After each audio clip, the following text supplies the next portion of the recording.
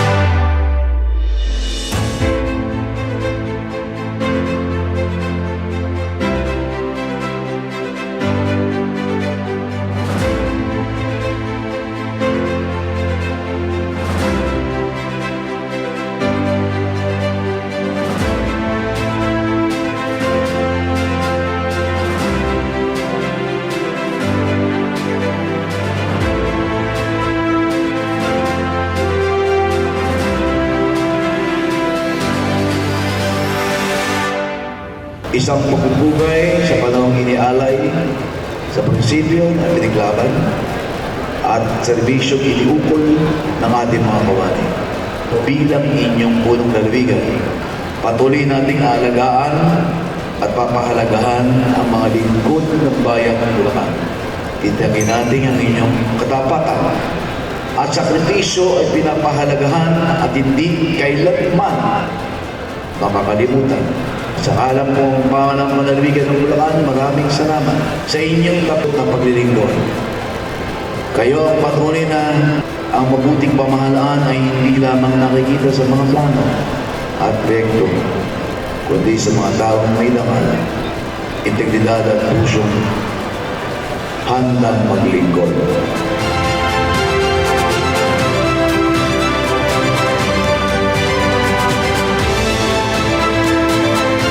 Ngayon nakikita natin nagkakasama-sama tayo.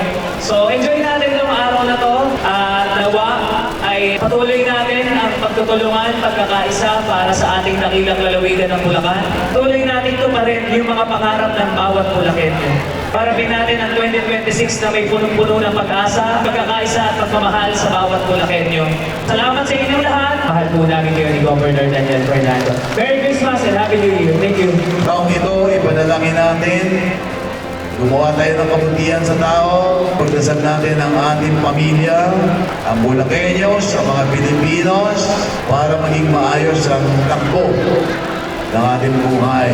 Mga kawani, isang maligayang Pasko sa inyong lahat.